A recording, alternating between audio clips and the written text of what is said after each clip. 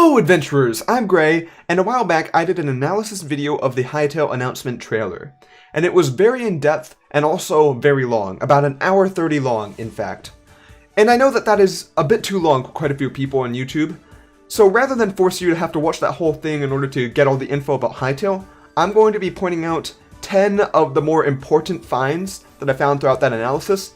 And I'm going to do several videos probably about this because there's quite a bit of important info in that trailer that haven't been gone over in blog updates and other resources yet. So, hopefully this should give you some insight into some hidden details about Hytale, and I hope you all enjoy. From left to right, we can see a female human character checking out her sword, making sure everything is alright, and a unique animation. She's also wearing some sort of iron armor, it appears. To the right of her, there is a campfire on the ground, which may have both a decorative and functional purpose, kind of like how the campfires being added to Minecraft soon can be used both as a fireplace and to emit smoke as a decoration, along with having a functional use for cooking food. And to further illustrate this point, the grizzled adventurer to the right of the campfire is holding what appears to be a shish kebab above it to heat it up and maybe allow it to grant more nutrition. And the reason I say nutrition is I'm not sure if Hytale is going to have a health bar and a hunger bar, or just health. We'll just have to see about that. To the right of the adventurer is a shield on the ground that has the symbol of Gaia on it. And for those who are unaware, Gaia is basically the goddess of this world, worshipped by races like the Firans, the humans, and the Quebecs, and she's basically the creator of the world, representing the different elements that make it up, with the white part of her clothes being light, the primary element of Gaia, the green part being nature, the 5 pearls or the 5 tops of the trees being the 5 elements that compose life on the planet, which are fire, lightning, water, wind, and earth. Next to the shield is a red potion, which is likely a health potion, and the fact that there's a red potion right here tells me that the hunger and health are likely to be separate. Otherwise, why would there need to be potions along with food? So I'm guessing that there will be some sort of hunger mechanic, and health can be restored instantly using potions. However, food can also be used to restore health, but in a different way. To the right of the potion is a generic iron sword, and we know that this is iron due to other blog updates in the past, whereas the sword in the girl adventurer's hand is a different type of sword that I don't know what it's called. And finally, next to the sword are 2 different items that might have a function or might not, one being a backpack in the back, which is something that can be carried on the back by different characters, and it might expand your inventory, might not, that hasn't been confirmed yet. And the interesting thing is, in front of the backpack is a banjo, and the banjo might be playable, which means we might be able to form our own little Hytale block band in order to play our favorite block tunes.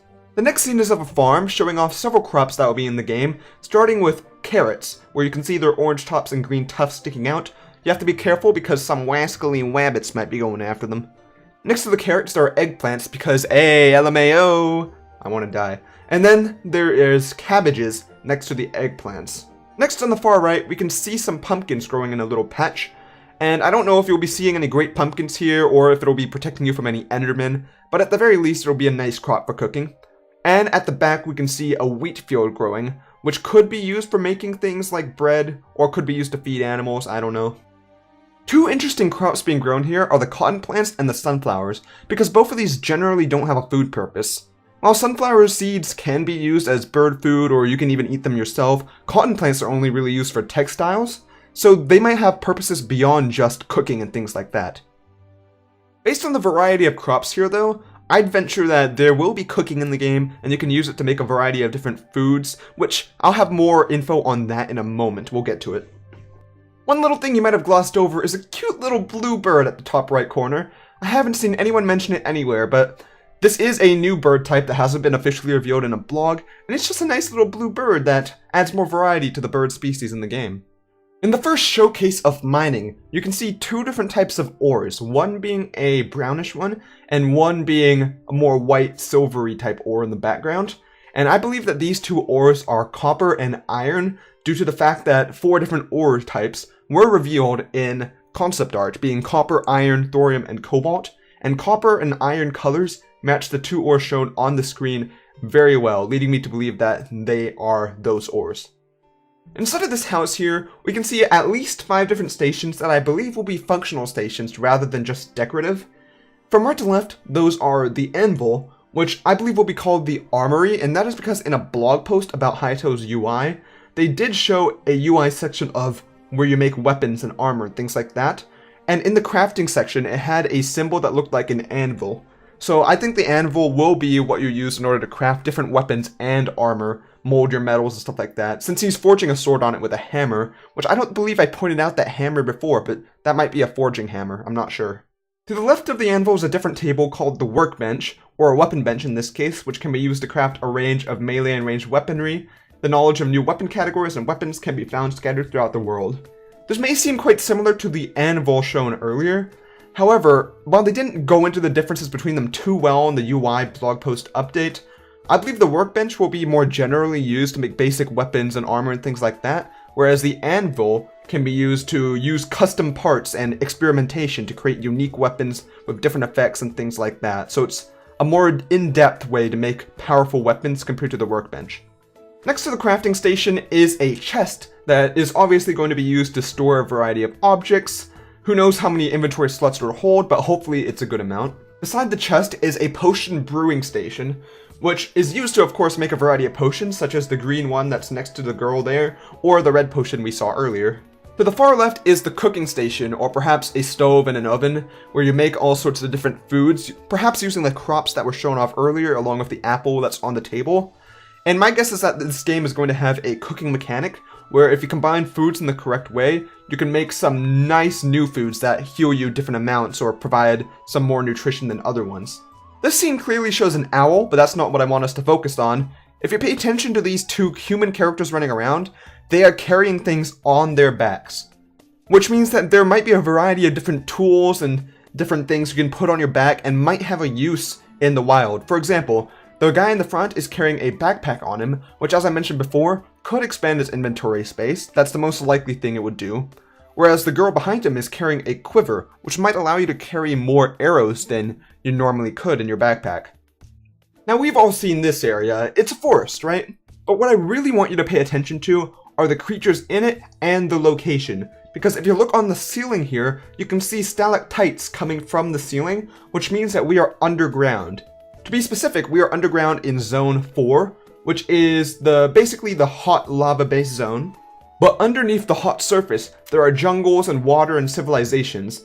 In this case, the civilization is of Slothians, a race that hasn't been discussed yet in official Hytale blogs, but has been revealed in Hytale concept art and has been shown to be in Zone 4. These guys are likely to be slow, easygoing people, so if you want to chill and hang out, I'm sure they'd be down for some good times. This right here is a Quebec village, which is convenient considering how I have the song Quebec Village playing right now. But there is one detail here that I actually missed in my original analysis video, which is right in the middle. I somehow missed it because it blended in with the reeds growing in the water. It's a frog, except in this case it is an orange looking frog. In blog posts before, they did show off frogs, but they only showed green ones. So it appears that there will be different variations to the animal types, including different types of frogs, different types of dogs, different types of hogs, different types of bogs and logs, and this is a zoom out of the savanna biome in Zone 2, the Howling Sands, and there are really two details I want to quickly point out. At the bottom left, we can see a new type of bird, which I am pretty certain are vultures, which will be found in this zone. And near the middle of this area, we can see a baobab tree, which is a type of tree native to savanna biomes, and is going to be added to Minecraft soon, so it's pretty funny that it's being added here too. For number 10, we have a little bit of combat going on here, and you might have quickly seen this combat fly by, been like, that looks pretty interesting, but one thing that I can point out from this is that enemies that you fight are going to have different types of attacks that you dodge in different ways. For example, the Chork that's being fought here swings his axe both vertically up and down and horizontally from side to side, and you dodge it either by like jumping upwards or jumping to the sides. You can also shield it in order to completely negate all damage and knockback, and hit them immediately after shielding. So it's like a mix of strategic blocking, attacking, and dodging, making for a nice combat system. And that's 10 hidden details you might have missed in the Hytale announcement trailer. As you can tell, I did not get that far in the trailer. There's tons of details to be discovered in here, lots of little things to point out, and I could probably do several more videos about this topic, and I probably will if you guys are interested in that sort of thing. Hopefully you learned something new through this video though, and I have much more to talk about in regards to Hytale in the future. That's all for now, and I hope to see you all on the next adventure.